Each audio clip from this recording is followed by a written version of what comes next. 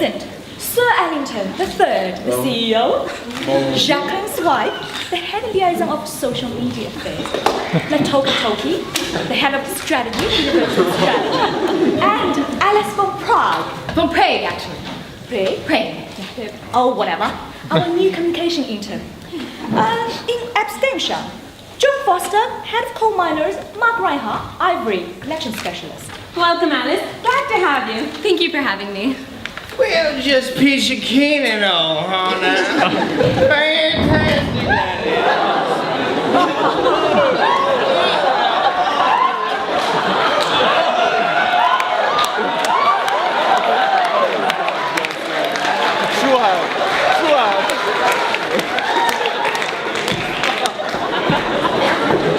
I'm going to start us off with a little bit of a historical background, y'all.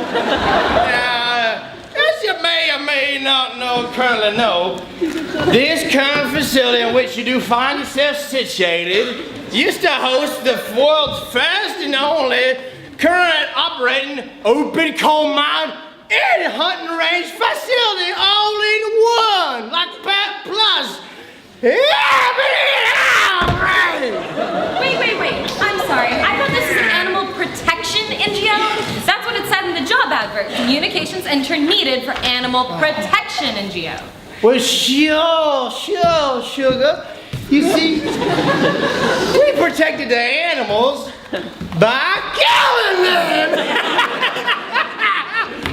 Thus ensuring the survival of the species, huh? Classic Darwinism, huh? And might I add, the system was foolproof, huh? Oh, the glory days, you should have seen it.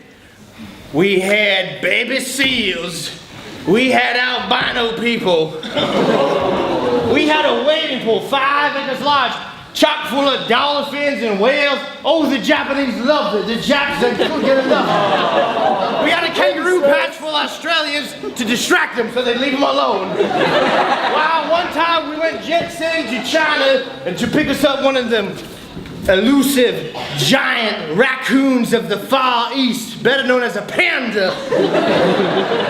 On that same journey, we done found us some Yeti Sherpas that fetched us up a Yeti. Let me tell you what, they ain't nothing better than some Mount Everest mountain oysters. That is when you take the reproductive organs from a Yeti, pop them in a deep fried, chock full of chili rellenos. It's delicious. It's so goddamn delicious I had to go back for seconds. Oh, lordy my. And might I add, this entire affair was a family affair, okay? And that the entire family was enjoying themselves. That is, as long as they wanted to kill something. Oh, shiitake mushrooms, as they say in Japan. Oh, Lordy. And might I add, this whole here operation was sustainable, yeah? You see, all that coal mining gave us a surplus of what you call income in the business world.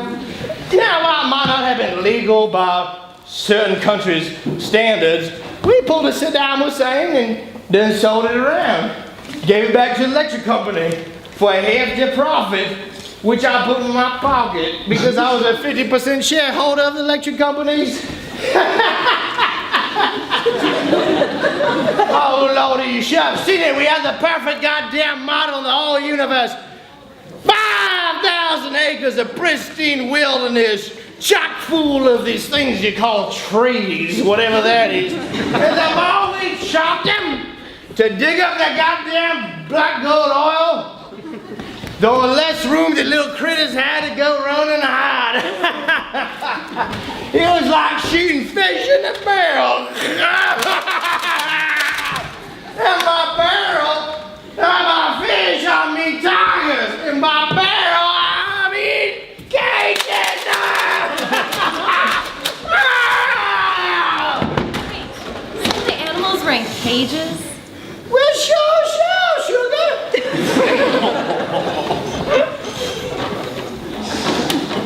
You see, our lazier customers, the geriatrics, as you can say, they wanted the thrill of the kill with all the fussing and busting and waiting and tracking and... Yeah, you mean the hunt.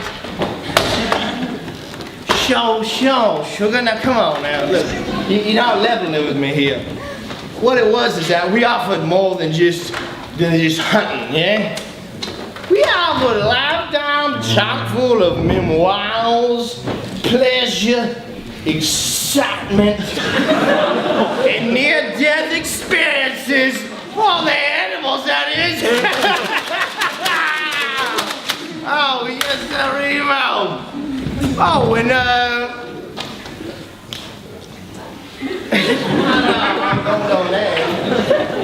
as it was it was all totally 100% of a win-win situation. None of this CNN versus Fox News, none of this whatever the Germans call news versus the Frenchy news. At the end of the day, it was a goddamn global win-win-win. Coal Mining Association, a goddamn win. Energy crisis solution, win. Job creation, win. So why am I here? Good question. That's a spark plug of a question. You know, Alice, my darling, the original business case for the Ebony and Ivory was based on a 40-year short to long-term needs assessment of the hunting market. We included the variables such as the number of coal mines, the number of animals, the potential of coal mines, the potential of animals, that's it. You know, with a name like Ebony and Ivory, we were kind of limited. But the main problem is that no one really anticipated how fast we run on animals. And with today's animal rights, all the animals we can get are very expensive. Why is that? Because they're in the black market. Oh God, why am I here again? Good question. Since our coal supplies have dwindled and our income from hunting members is negligent, we need new revenue streams. Look here, darling. Let me clarify because my it might have been a token too much before this. This is here the situation, okay? About 10 years ago, which as you might calculate in your country of origin as a decade, we requested the hunters to leave behind the bodies. Not the heads of the animals. They could take the heads and go mount them on the wall. But we asked them all kindly and genteelly at gunpoint to leave the bodies behind. And sure as shit they did, and we would promptly bury them. And why would you bury animal carcasses? Good question, right? Right? Au contraire. Do you know what au contraire means? It's a foreign language. It means the opposite of what you just said. That is a stupid question. The answer, of course, is oil! My God, now look here. What we figure is in about 20 years' time, all that delicious, beautiful, organic material you call the animal carcass will break down and do what I love to call black gold, which we're taking just like Saddam Hussein did in the 1990s, pop it on the oil black market, get all black market oil returns on it, and then buy all them black market oil animals we needed so badly. And then guess what, darling? Bow! Ebony and Ivory back in business! And that's where you come in! Like I was saying, we need new revenue streams to bridge us from our short to our long-term model. As communications intern, we were hoping you could help put up a grand fundraising campaign, complete with social media injects, you know, to keep the doors open till the oil starts flowing, so to speak. You mean literally? Potentially. No, you mean actually. Well, actually, we could use your rebranding skills to help us with this momentous shift away from our core product. At the same time, we need new customers. What about those kids? Those young professionals, those whippersnappers? Let's poke them. Let's tweet them. Let's send them instant telegrams. Of course, I'm not the expert here. No, it certainly doesn't sound like it. An app. Something to tide our hunters over while we restock. Something like Tinder.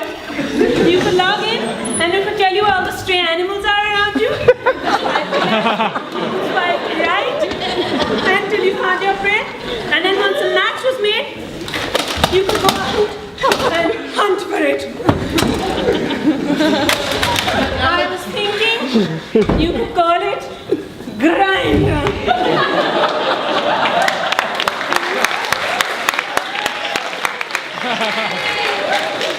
The extra R's, like the sound that the animals make. That's a terrible idea. Now look at here, darling. Sugar plum, sugar peaches the third. We're basically doing your job here. We're going around and spitballing, okay?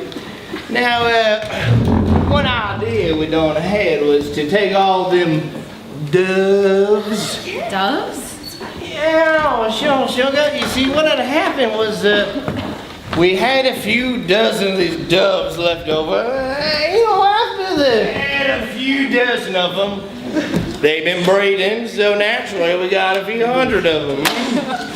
What I figure is we can take some of these here, something does to release them for some kind of grand gesture, some kind of global cause, some sort of something, huh? That doesn't sound too bad, actually. We could release them as a sign of peace because doves historically have been associated. Sure, that has its merits. Not a lot of merits, but a few, huh? And by a few, I mean not a lot. Anyways, what I was figuring is we can take some of them sexy-ass celebrities and put up in some bikinis and grease them up real well, hand them a few of these bad boys and let them just go, and whoever has the biggest pile of dead birds in front of them gets to donate some money towards their fucking favorite cause of charity of whatever, global containment, AIDS in Afghanistan. All right, you know what? Stop right there.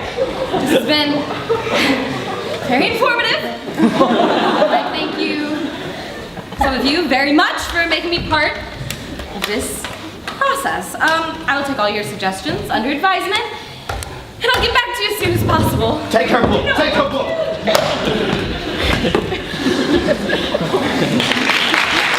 Gone ahead with that stupid dove idea. As it turned out, one of the doves somehow made it to Afghanistan, where it flew straight into the engine of a fighter jet, forcing it to land before undertaking its mission. Seen as a universal sign for peace and justice by all, the dove and the owner, Sir ELLINGTON III, were awarded the Nobel Prize for Peace. The Ebony and Ivory Park is now back in business after new exotic animals were purchased with the prize money.